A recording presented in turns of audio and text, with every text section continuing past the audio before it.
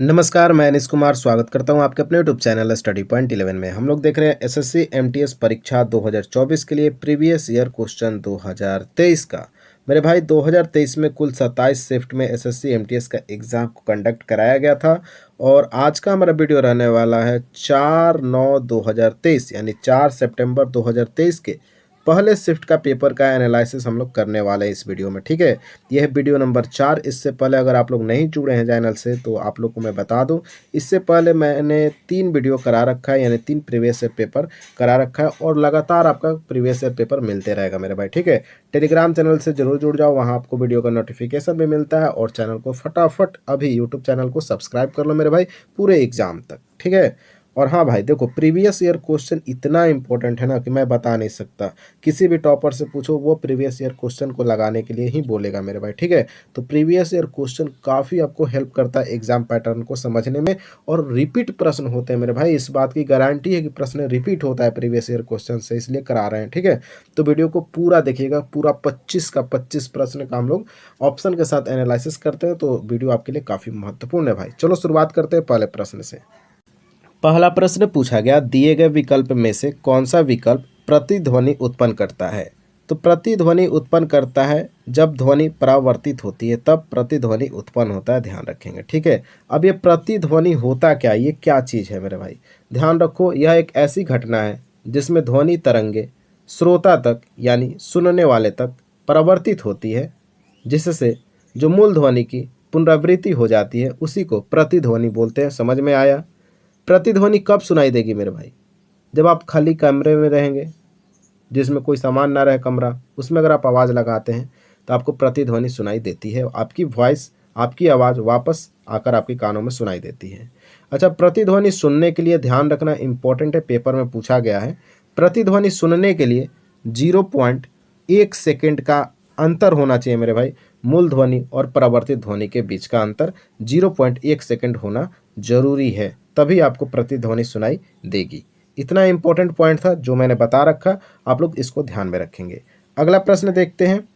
थोड़ा comment box में बताइए कौन कौन पेन कॉपी लेकर बैठता है वीडियो को देखने के लिए। ठीक है, प्रश्न है कि गेटो सोरा ने arena junior boys international badminton championship जीती, वह किस राज्य से है। आपको कुछ नहीं याद रखना, बस इतना याद रखिएगा, गेटो सोरा जो कि बैडमिंटन प्लेयर है और ये अरुणाचल प्रदेश से संबंधित है, याद रखिएगा, क्योंकि पूछा जाता है प्रश्न इस प्रकार से। चलो, आप लोग मुख्यमंत्री का जो स्पेशल वीडियो देखते हो कि किस राज्य का मुख्यमंत्री कौन है, मैं इस वीडियो में ही आपको क्लियर कर देता हूँ मुख्यमंत्री के बारे में।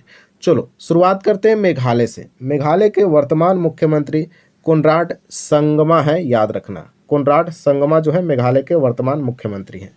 सिक्किम के मुख्यमंत्री पवन कुमार चामलिंग, याद रखिएगा, पवन कुमार चामलिंग कहाँ के मुख्यमंत्री, सिक्किम के। मिजोरम के, जल्दी जल्दी बताओ, मिजोरम का लाल दुहामा जो है मिजोरम के मुख्यमंत्री हैं। अरुणाचल प्रदेश के मुख्यमंत्री पेमा खांडू। तो आपको 4 मुख्यमंत्री याद हुआ, मेघालय का कोनराड संगमा, सिक्किम का पवन कुमार चामलिंग, मिजोरम का लाल दुहोमा, याद रखिएगा, लाल दुहोमा मिजोरम का, और अरुणाचल प्रदेश का पेमा खांडू। ये 4 मुख्यमंत्री आपको ध्यान में रखना है। ठीक है, बढ़ते हैं अगले प्रश्न पे। कालिदास सम्मान किस सरकार द्वारा प्रतिवर्ष प्रदान किया जाने वाला एक प्रतिष्ठित कला पुरस्कार है। देखो मेरे भाई, कालिदास सम्मान मध्य प्रदेश हर साल देता है, ध्यान रखना है। ठीक है, कालिदास सम्मान कौन सा राज्य देता है, तो मध्य प्रदेश देता है। चलो, इसमें भी हम लोग मुख्यमंत्री को डिस्कशन करते हैं। आज आप लोग का मुख्यमंत्री अच्छे से तैयार करा देते हैं, जो इम्पोर्टेंट है राज्य वहाँ से प्रश्न आपके पूछे जाते हैं। कर्नाटक के मुख्यमंत्री सिद्धारमैया, याद रखना मेरे भाई, कर्नाटक सिद्धारमैया मुख्यमंत्री हो जाएंगे। केरल के मुख्यमंत्री पिनराई विजयन हो जाएंगे, केरल का मुख्यमंत्री पिनराई विजयन हो जाएंगे। राजस्थान के मुख्यमंत्री भजन लाल शर्मा राजस्थान के मुख्यमंत्री, और मध्य प्रदेश के मुख्यमंत्री मोहन यादव हो जाएंगे। ये 4, और पिछले क्वेश्चन में मैंने 4 मुख्यमंत्री कराया, कुल 8 मुख्यमंत्री, और जो मैंने 3 वीडियो करा रखा उसमें बहुत सारे राज्यों का मुख्यमंत्री का डिस्कशन किए हैं। और कम्युनिटी यानी कि जो मैं पोस्ट करता हूँ यूट्यूब चैनल पे, उसको आप लोग जरूर उस प्रश्न को आंसर किया कीजिए मेरे भाई। वहाँ भी राज्यपाल मैं सोच रहा हूँ कि जितने भी राज्यपाल हैं राज्य के, सबका डिस्कशन एक बार कर लिया जाए क्वेश्चन के रूप में, ठीक है। तो उस पर भी आप लोग को ध्यान रखना है। चलिए बढ़ते हैं अगले प्रश्न पे। प्रश्न नंबर 4 है, निम्नलिखित में से कौन सी मुद्रा की विशेषता नहीं है? जो मुद्रा है मेरे भाई, ठीक है, उसकी विशेषता क्या नहीं है इनमें से? ऑप्शन में आपको भाजकत्व दिखेगा, स्थायित्व दिखेगा, सुहायता दिखेगा और नश्वरता दिखेगा। मेरे भाई नश्वरता जो है मुद्रा की विशेषता नहीं है। ठहरो, इसके बारे में हम डिस्कस में बताते हैं आपको, ठीक है। चलो सबसे पहले सुहायता से शुरुआत करते हैं। ये क्या चीज़ है मेरे भाई? सुहायता, ध्यान रखना काफ़ी महत्वपूर्ण है। मुद्रा को आसानी से ले जाया जा सकता है। सुहायता का मतलब क्या होता है? मुद्रा को जो है आसानी से ले जाया जा सकता है। क्या हम मुद्रा को ले जा सकते हैं? बिल्कुल लेके जाते हैं, पॉकेट में रखकर आराम से कहीं लेकर जा सकते हैं मेरे भाई। और लेन देन के लिए इसे इस्तेमाल किया जा सकता है आसानी से। तो सुहायता का मतलब ये हुआ, ध्यान रखना। कोई नहीं बताएगा मेरे भाई, आप प्रीवियस ईयर क्वेश्चन करोगे तभी ऐसे प्रश्न आपको देखने को मिलेंगे। उसके बाद चलते हैं, सहायता हो गया। अस्थायित्व कहाँ है? यहाँ है अस्थायित्व। ध्यान रखो, अस्थायित्व का मतलब क्या होता है? सहनशीलता। अस्थायित्व का मतलब क्या होता है? सहनशीलता। यानी मुद्रा बाह्य रूप से स्थिर होता है और टूट फूट को सहन कर सकता है मेरे भाई। मुद्रा जो है बाह्य रूप से स्थिर रहता है और टूट फूट को सहन कर सकता है। इसको अस्थायित्व यानी सहनशीलता बोलते हैं। ध्यान रखना, हमारी बात को ध्यान से सुनो और हो सके तो पेन कॉपी लिए हो तो लिख लो, ठीक है। अब चलो भाजकत्व के बारे में जानते हैं मेरे भाई। भाजकत्व क्या होता है? इसको कभी कभी भाजकता भी देखने को मिलेगा लिखा हुआ, कंफ्यूज नहीं होना है। भाजकत्व क्या होता है? विभिन्न लेन देन को सुविधाजनक बनाने के लिए मुद्रा को छोटी इकाइयों में विभाजित किया जा सकता है, उसी को भाजकत्व बोलते हैं। जैसे 10 रुपया है, उसको एक एक के सिक्का में बदल सकते हैं, 2-2 रुपये के सिक्का में बदल सकते हैं, 5-5 रुपये के सिक्का में बदल सकते हैं, या नोट है 10 का तो उसको 10 रुपये का सिक्के के रूप में बदल सकते हैं मेरे भाई। ये आपका भाजकत्व का नियम बताता है, यह भाजकत्व विशेषता है हमारी मुद्रा का। इतना इम्पोर्टेंट पॉइंट अगर आपको अच्छा लगा है तो वीडियो को अभी आप लोग लाइक कीजिए और अपने दोस्तों के बीच शेयर कर दीजिए, ठीक है। चलिए बढ़ते हैं अगले प्रश्न पे। निम्नलिखित में से कौन सा राज्य 37वें राष्ट्रीय खेलों की मेजबानी करेगा? तो इसका सही उत्तर होगा गोवा। गोवा जो है 37वें नंबर का है राष्ट्रीय खेल, इसकी मेजबानी किया गोवा। ठहरो, यहाँ अभी रुकना है। 38वां, याद रखो 38वां होने वाला है मेरे भाई। कहाँ होगा? तो उत्तराखंड में होगा। उत्तराखंड। आप लोग वीडियो शेयर नहीं करते हो, पैसा आता नहीं है, हम बढ़िया से व्यवस्था नहीं कर पा रहे पढ़ाने के लिए, ठीक है। थोड़ा वीडियो को आप लोग शेयर करेंगे, ठीक है। 38वां राष्ट्रीय खेल की मेजबानी उत्तराखंड करने वाला है, ध्यान रखना है।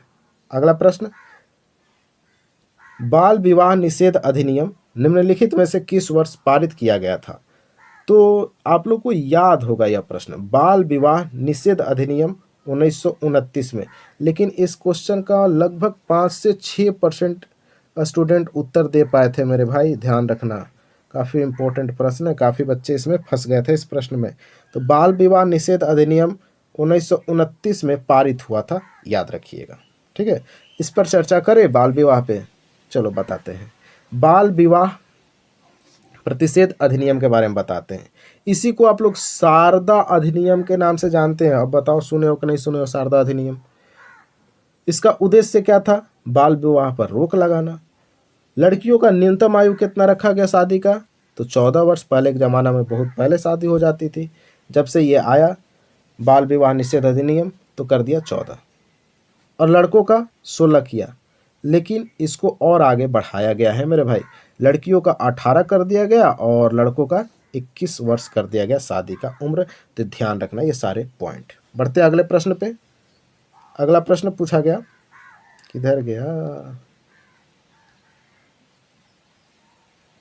Born again on the mountain, a story of losing everything and finding it back किसकी आत्मकथा का शीर्षक है? आप लोग को थोड़ा कम दिख रहा होगा, लेकिन कोई बात नहीं, मैं दोबारा पढ़ देता हूँ।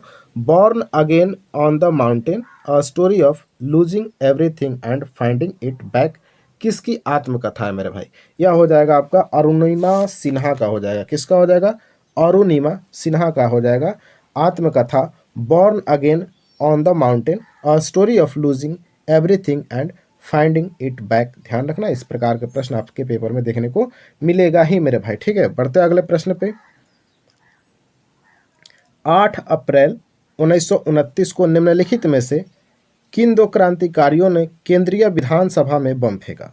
आसान सा सवाल है, आप लोग इसका उत्तर कर सकते हैं मेरे भाई।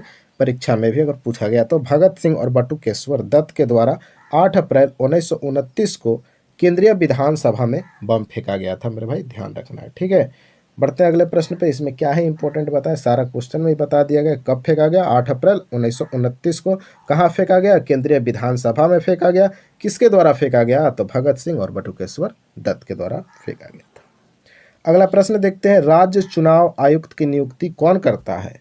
राज्य चुनाव आयुक्त की नियुक्ति कौन करता है? तो राज्य रहेगा तो राज्यपाल करता है मेरे भाई। ठीक है, राज्य चुनाव आयुक्त की नियुक्ति राज्यपाल के द्वारा किया जाता है। अगर पूछ दे भारत के मुख्य चुनाव आयुक्त की नियुक्ति कौन करता है? भारत का मुख्य चुनाव आयुक्त की नियुक्ति कौन करता है? तो राष्ट्रपति करता है, याद रखिएगा। ठीक है, और वर्तमान भारत के मुख्य चुनाव आयुक्त कौन है? तो राजीव कुमार है। कौन है? राजीव कुमार हैं भारत के वर्तमान मुख्य चुनाव आयुक्त। कौन है? तो राजीव कुमार है। पेपर में पूछा जाएगा प्रश्न। ठीक है, देखो मेरे भाई, मुख्यमंत्री दिख रहा है ऑप्शन नंबर 1 में। मुख्यमंत्री के बारे में आपको ध्यान रखना है कि इसकी नियुक्ति कौन करता है? तो राज्यपाल करता है। शपथ कौन दिलाता है? तो राज्यपाल दिलवाता है। किस अनुच्छेद में लिखा गया कि मुख्यमंत्री होगा? 164 में, ध्यान रखिएगा। ठीक है, नियुक्ति क्या है? 164 अनुच्छेद है मुख्यमंत्री का। महाधिवक्ता के बारे में बहुत सारा डिस्कस मैंने पिछले 3 वीडियो में कर रखा है। ठीक है, चलिए फिर बताता हूँ। महाधिवक्ता का काम क्या है? तो कानूनी मामलों में राज्य सरकार को सलाह देता है। महाधिवक्ता क्या करता है? कानूनी मामला में राज्य सरकार को सलाह देता है। और किस अनुच्छेद में है? तो 165 नंबर के अनुच्छेद में लिखा गया है, साफ साफ ध्यान रखिएगा। और महाधिवक्ता को नियुक्त कौन करता है? तो राज्यपाल करता है। ठीक है, कौन करता है? राज्यपाल करता है। इतना पॉइंट आपको याद रखना है। अगला प्रश्न देखते हैं, भारत में सूक्ष्म वित्त संस्थान द्वारा मुख्य रूप से जनसंख्या के किस वर्ग को लक्षित करते हैं? तो मेरे भाई इसका सही उत्तर होगा कम आय वाले व्यक्ति और छोटे व्यवसाय। ध्यान से मेरी बातों को थोड़ा सुनिएगा। सूक्ष्म वित्त संस्थान क्या है?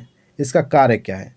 तो देखो, वित्तीय संस्था है एक प्रकार का। सूक्ष्म वित्त संस्थान क्या है? एक वित्तीय है संस्था जो ऐसे लोगों को छोटे ऋण उपलब्ध करवाती है, छोटा छोटा ऋण पे उपलब्ध कराती है जिनकी पारंपरिक जो है बैंकिंग सेवाओं तक पहुंच नहीं है। मतलब वैसे व्यक्ति जिनका संपर्क बैंकों से नहीं है, उनको ये ऋण देता है। कौन? सूक्ष्म वित्त संस्थान, याद रखिएगा। तो इसका सही उत्तर होगा कम आय वाले व्यक्ति और छोटे व्यवसाय, हमारा राइट आंसर होने वाला है। बढ़ते हैं अगले प्रश्न पे। अगला प्रश्न आपके क्रिकेट से पूछा, आईसीसी 2023 ओडीआई क्रिकेट विश्व कप में कितने देश भाग लेंगे? तो मेरे भाई कुल देश भाग लेंगे 10, लेंगे नहीं, ले चुके हैं 2023 में। चलो बताते हैं 2023 के बारे में। हालांकि इसके बारे में पिछले वीडियो में मैंने डिस्कस कर रखा है, फिर भी बता देता हूँ। देखो, आईसीसी 2023 ओडीआई विश्व कप कौन जीता? कौन जीता? ऑस्ट्रेलिया जीता। किसको हराया?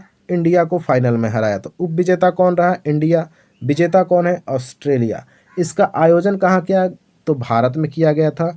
2023 ओडीआई विश्व कप कहाँ हुआ था? भारत में हुआ था ना, याद है? चलो अब बताओ, फाइनल मैच कहाँ खेला गया था? पेपर में पूछा गया है, फाइनल मैच कहाँ खेला गया 2023 वर्ल्ड कप का? तो फटाफट बताना। नरेंद्र मोदी स्टेडियम अहमदाबाद में, नरेंद्र मोदी स्टेडियम अहमदाबाद में फाइनल मैच खेला गया था। चलो बढ़ते हैं अगले प्रश्न पे। पूर्वी भारत में फैले कई आदिवासी समुदायों में साल के पेड़ का बहुत महत्व है मेरे भाई। साल का जो पेड़ है ना, बहुत इसका महत्व है। पूर्वी भारत में जो आदिवासी समुदाय है, साल के पेड़ का बहुत महत्व है वहाँ पे। उदाहरण के लिए कौन सा त्यौहार झारखंड में पेड़ के सम्मान में मनाया जाता है? अब झारखंड से लगता है एमटीएस को प्यार हो गया था। लगातार चौथे शिफ्ट में झारखंड से सवाल पूछा गया। इसका सही उत्तर होगा मेरे भाई सरहुल। क्या हो जाएगा? सरहुल हो जाएगा मेरे भाई इसका सही उत्तर। सरहुल जो है एक साल पेड़ का महत्व को दिखाने के लिए त्यौहार मनाया जाता है। पेड़ के सम्मान में सरहुल त्यौहार झारखंड में मनाया जाता है। ठीक है, ध्यान हुआ, याद हुआ। चलो झारखंड का थोड़ा हम एक बार त्यौहार को रिपीट करते हैं। टूसू पर्व याद रखना, टूसू, टूसू पर्व जो मैं बता रहा हूँ ना, पेपर में पूछा गया, बता रहा हूँ। ठीक है, टूसू पर्व ये कन्या से रिलेटेड है मेरे भाई, कन्याओं के लिए किया जाता है टूसू पर्व। सोहराय कहाँ दिख रहा है? यहाँ सोहराय पहले शिफ्ट में पूछा गया था। मवेशियों के सम्मान में सोहराय मनाया जाता है झारखंड में। सरहुल हो गया। और कोई है कर्मा, एक याद रखना मेरे भाई, कर्मा पूछेगा पेपर में, कर्मा भी कहाँ मनाया जाता है? झारखंड में ही मनाया जाता है, याद रखिएगा, इतना इंपॉर्टेंट है। चलो बढ़ते हैं अगले प्रश्न पे। विंग्स ऑफ फायर किसकी आत्मकथा है? बढ़ जाए जल्दी से, एपीजे अब्दुल कलाम। चलो बढ़ते हैं अगले प्रश्न पे। भारत में राष्ट्रीय जलमार्ग 2 यानी NW2 किस नदी पर विकसित किया गया? मेरे भाई ये ब्रह्मपुत्र नदी पर विकसित किया गया। ब्रह्मपुत्र के बारे में बहुत सारा मैंने डिस्कस कर रखा है मेरे भाई, इसीलिए बोल रहा हूँ 1 नंबर वीडियो जरूर देखना, 2 नंबर 3 नंबर सारा वीडियो को देख लेना, ठीक है?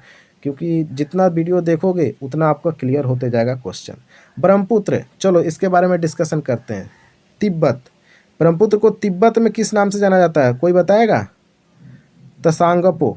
किस नाम से? तसांगपो। जल्दी जल्दी शेयर करो, कुछ पैसा आए तो हम अच्छा से पेन और पढ़ाने के लिए कुछ व्यवस्था करें, ठीक है? लिखा नहीं पा रहा है मोबाइल पे।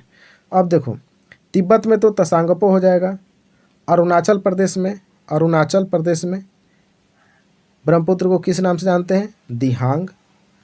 किस नाम से? दिहांग। असम में ब्रह्मपुत्र नाम हो जाता है, ध्यान रखिएगा, ठीक है? इतना इंपॉर्टेंट है, जो पेपर में घूम फिर कर यही पूछा जाता है। अगला प्रश्न देखो, भारतीय संविधान का कौन सा अनुच्छेद भारतीय नागरिकों के मौलिक कर्तव्य को परिभाषित करता है? अब भैया एसएससी को मौलिक कर्तव्य से बहुत बड़ा प्यार है, ठीक है? बहुत ज़्यादा प्यार करता है मौलिक कर्तव्य से, मौलिक अधिकार से। तो इन सारे क्वेश्चन को थोड़ा एक बार नज़र में बैठा कर रखना और फटाफट 2 सेकंड में आंसर करके भाग जाना, ठीक है? ज़्यादा समय भी नहीं लेना है। तो भारतीय संविधान का अनुच्छेद 51 का ए में भारतीय नागरिकों के मौलिक कर्तव्य को परिभाषित किया गया। चलो इसके बारे में बताते हैं। वर्तमान में कुल 11 मौलिक कर्तव्य, कितने हैं? 11 प्रश्न पूछा गया है, 11 मौलिक कर्तव्य वर्तमान में है, ठीक है? भाग किस में है? तो भाग 4 में है, ये भी आपको ध्यान में रखना है, ठीक है? बढ़ते हैं अगले प्रश्न पे। थोड़ा सा छोटा करते हैं, फिर आपको बढ़िया से दिखाई देगा। चलो, निम्नलिखित में से उस 6 नर्तक या नर्तकी की पहचान कीजिए जिसे संगीत नाटक अकादमी पुरस्कार 2021 फरवरी 2023 में दिया गया, सम्मानित किया गया। कुल मिलाकर प्रश्न पूछा है, एक 6 नर्तक या नर्तकी इन 4 में से हैं जिनको संगीत नाटक अकादमी पुरस्कार 2021 दिया गया। कब दिया गया था? तो 2023 में दिया गया था। तो वह है भुवन कुमार। याद रखना कौन सा नृतक है? तो 6 नृतक हैं, याद रखिएगा, ठीक है? 6 नृतक भुवन कुमार को संगीत नाटक अकादमी पुरस्कार 2021 दिया गया है। इंपॉर्टेंट है, इस बार भी पेपर में पूछा ही जाएगा मेरे भाई, ध्यान रखना, ठीक है? अगला प्रश्न देखो, निम्नलिखित में से कौन सी झील खारे पानी की झील है? तो मेरे भाई खारे पानी की झील और एसएससी ना पूछे हो ही नहीं सकता है, चिल्का हो जाएगा। कहाँ है चिल्का? कहाँ है चिल्का? बताओ बताओ, अगर इतना आप एसएससी की तैयारी कर रहे हो तो थोड़ा बताते चलो मेरे साथ। चिल्का जो है उड़ीसा में है। कहाँ है? उड़ीसा में। चलो अब एक एक करके थोड़ा देख लेते हैं ऑप्शन को। सुपीरियर झील, सुपीरियर झील के बारे में बताएं। देखो, विश्व के ताजे पानी की सबसे बड़ी झील है कौन? सुपीरियर झील। अच्छा, ये कहाँ पर है? याद रखना, कनाडा और अमेरिका की सीमा पे मौजूद है सुपीरियर झील, विश्व के सबसे ताजे पानी की झील है। टिटिकाका झील है, इसके बारे में कुछ ध्यान सुनो। टिटिकाका विश्व के सबसे ऊंची झील है, सबसे ऊंची झील, ऊंची ऊंची कौन है? टिटिकाका। और कहाँ है?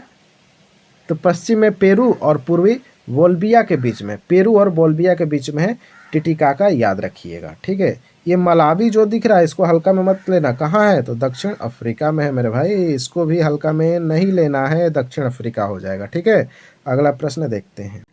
पद्मश्री पुरस्कार विजेता गुरु के कल्याण सुंदरम पिल्लई वह व्यक्ति जो एक प्राचीन परंपरा को जीवित रख रहे हैं को के क्षेत्र में उनके योगदान के लिए पद्मश्री 2023 से सम्मानित किया गया। डायरेक्ट आप लोग समझो, गुरु के कल्याण सुंदरम पिल्लई को पद्मश्री 2023 पुरस्कार से सम्मानित किया गया। और ये किस क्षेत्र में जुड़े हैं? तो भरतनाट्यम, भरतनाट्यम के क्षेत्र में जुड़े हैं गुरु के कल्याण सुंदरम पिल्लई, और इनके इस कार्य के लिए पद्मश्री 2023 से सम्मानित किया गया मेरे भाई। बहुत बड़ा पुरस्कार है, आप लोग को पता है। चलो डिटेल्स में बात करते हैं चारों ऑप्शन को। मोहिनी अट्टम, मोहिनी अट्टम हो जाएगा कहाँ का? तो केरल राज्य का लोक नृत्य भरतनाट्यम तमिलनाडु का, कथकली केरल का, याद है ना कथकली। कथक अगर पूछ ले गलती से पेपर में तो क्या बताओगे, कथक पूछेगा तो यूपी बताना मेरे भाई, यूपी। कुचिपुड़ी कहाँ का है, तो आंध्र प्रदेश का है, ये भी आपको ध्यान में रखना है, ठीक है। बढ़ते हैं अगले प्रश्न पे। भारत की जनगणना 2011 के अनुसार उन राज्य और केंद्र शासित प्रदेशों की सही जोड़ी की पहचान कीजिए जिन्होंने उच्चतम साक्षरता दर्ज की है मेरे भाई। तो केरल और लक्षद्वीप, केरल हो जाएगा राज्य में और लक्षद्वीप होगा केंद्र शासित प्रदेश में उच्चतम साक्षरता दर प्राप्त किया है 2011 की जनगणना में। जिनको भी जनगणना से समस्या है तो कुछ नहीं, जाइए चैनल पे 2011 की जनगणना के बारे में पूरा इतिहास मैंने बता रखा है मेरे भाई जनगणना के बारे में, उसको एक छोटा सा प्यारा सा वीडियो है, उसको देख लेना, ठीक है, आपको मिल जाएगा चैनल पे। अगला प्रश्न देखते हैं। निम्नलिखित में से किस भारतीय संगीतकार को गजल सम्राट कहा जाता है। गजल सम्राट किसको बोला जाता है, जगजीत सिंह को बोला जाता है। भैया जगजीत सिंह का कौन नहीं गाना सुना है गजल, बताओ कमेंट में एक इनका गाना लिखना, तो थोड़ा सा 2 लाइन, पूरा गाना ही मत लिख देना, 2 लाइन लिख के बताना जगजीत सिंह का एक गजल, ठीक है। तो भारतीय संगीतकार को गजल सम्राट बोला जाता है, जगजीत सिंह को याद होगा आप लोग को। बढ़ते हैं अगले प्रश्न पे। हिमाचल प्रदेश सरकार द्वारा डेयरी किसानों के लिए शुरू की गई योजना का नाम क्या है। तो संजीवनी, याद रखना पेपर में पूछा जा सकता है। हिमाचल प्रदेश के द्वारा डेयरी किसानों के लिए शुरू की गई योजना का नाम संजीवनी रखा गया है। अगला प्रश्न देखते हैं। बंगाल की खाड़ी में स्थित विश्व का सबसे बड़ा डेल्टा सुंदरवन किस प्रकार की वनस्पति को दर्शाता है। इम्पोर्टेंट प्रश्न है, चाहे आप कोई भी एग्जाम की तैयारी करते हो आपके पेपर में देखने को मिलता है। मैंग्रोव वन है मेरे भाई, ध्यान रखना है, ठीक है। तो बंगाल की खाड़ी में स्थित विश्व का सबसे बड़ा डेल्टा याद रखना सुंदरवन डेल्टा है, और यह एक मैंग्रोव वन की वनस्पति को दर्शाता है, ये भी पॉइंट याद रखना है, ठीक है। बढ़ते हैं अगले प्रश्न पे। कि 2 परंपराएं, एक संकीर्तन जो भक्ति पहलू है और दूसरा रास है मेरे भाई, ठीक है। दूसरा तो रास है और पहला जो है संकीर्तन है जो भक्ति पहलू है मेरे भाई। तो ये हो जाएगा हमारा मणिपुरी नृत्य। इंपॉर्टेंट है और यह प्रश्न केवल एसएससी ही पूछ सकता है, ये भी मैं बता दूं, ऐसे प्रश्न एसएससी ही पूछ सकता है। एक तो संकीर्तन है और दूसरा है रास, वो है मणिपुरी नृत्य की 2 परंपराएं, याद रखिएगा। मणिपुरी नृत्य की 2 परंपराएं हैं, एक संकीर्तन और दूसरा रास। चलो, छऊ कहाँ का है, तो छत्तीसगढ़ का। छऊ छत्तीसगढ़ याद रखना। ओडिसी ओडिशा। सत्रिया असम का हो जाएगा, सत्रिया असम का हो जाएगा मेरे भाई, ठीक है। ये था हमारा 23 नंबर क्वेश्चन। अगला प्रश्न देखते हैं। डॉक्टर भूपेंद्र कुमार हजारिका ने 2019 में के क्षेत्र में भारत रत्न पुरस्कार जीता। इसको कौन भूलेगा, कोई नहीं भूलेगा। 2019 में भूपेन हजारिका को भारत रत्न दिया गया संगीत के क्षेत्र में। बढ़ो अगले प्रश्न पे। अरब सागर में मुंबई उच्च क्षेत्र खनन के लिए जाना जाता है। तो अरब सागर में मुंबई उच्च क्षेत्र खनिज तेल के खनन के लिए जाना जाता है। इंपॉर्टेंट प्रश्न है और यह प्रश्न भी एसएससी के द्वारा ही पूछा जाएगा और पूछा गया है और पूछा जाता रहेगा मेरे भाई, ध्यान रखना। तो हो जाएगा खनिज तेल जो है अरब सागर में मुंबई उच्च क्षेत्र खनन के लिए जाना जाता है, खनिज तेल। तो ये था हमारा कुल 25 प्रश्न। आपको यह वीडियो कैसा लगा बताने की ज़रूरत नहीं है, कमेंट में आप लोग जो प्रश्न मैं पूछता हूँ वीडियो के दौरान उसको आप लोग ज़रूर बताया कीजिए, ठीक है। और वीडियो में पेन और कॉपी लेकर बैठो, जो प्रश्न नहीं आता उसको फटाफट अपने कॉपी में नोट कर लिया करो मेरे भाई, ठीक है। और वीडियो अच्छा लगा है तो चैनल को सब्सक्राइब कर लो और दोस्तों के बीच इस वीडियो को जरूर भेज देना, ठीक है। मिलते हैं हम नेक्स्ट वीडियो में, तब तक के लिए जय हिंद, जय भारत।